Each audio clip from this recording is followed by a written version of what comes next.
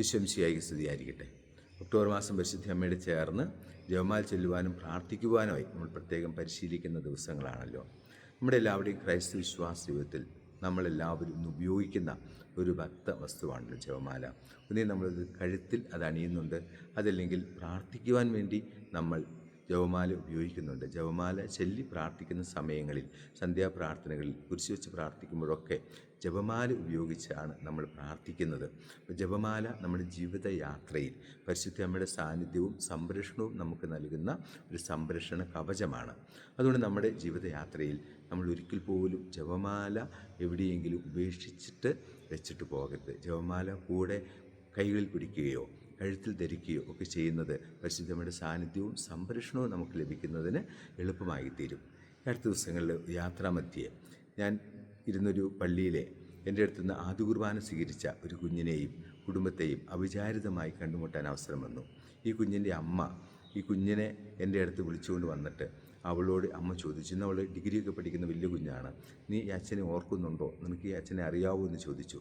അപ്പോൾ അവൾ പറഞ്ഞൊരു ഉത്തരം എൻ്റെ ഹൃദയത്തെ വല്ലാതെ സ്പർശിച്ചു.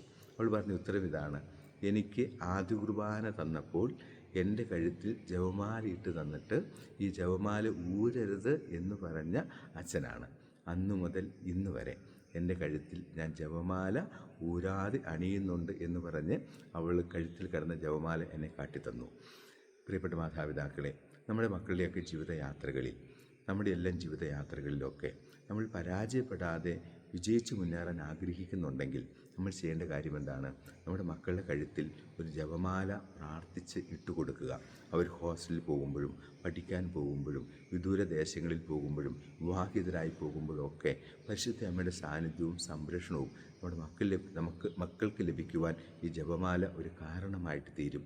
നിങ്ങളുടെ എല്ലാവരുടെയും വ്യക്തിപരമായ ജീവിതത്തിൽ ജപമാല ഉപയോഗിക്കുന്നവരല്ലെങ്കിൽ ഒരു ജപമാല വാങ്ങി വെഞ്ചിരിച്ച് കഴുത്തിൽ അണിയുക.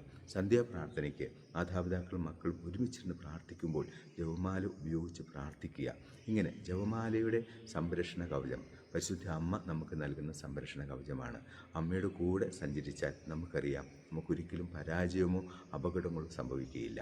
അതുകൊണ്ട് പരിശുദ്ധ അമ്മയുടെ സാന്നിധ്യവും സംരക്ഷണവും നമുക്ക് നൽകുന്ന ജപമാല എല്ലാവരും ഉപയോഗിക്കുകയും ധരിക്കുകയും ഉപയോഗിച്ച് പ്രാർത്ഥിക്കുകയും ചെയ്യണമെന്ന് ഒരിക്കൽ കൂടി സ്നേഹപൂർവ്വം ഓർമ്മിപ്പിക്കട്ടെ. പരിശുദ്ധ അമ്മ നിങ്ങളെല്ലാവരും അനുഗ്രഹിക്കട്ടെ.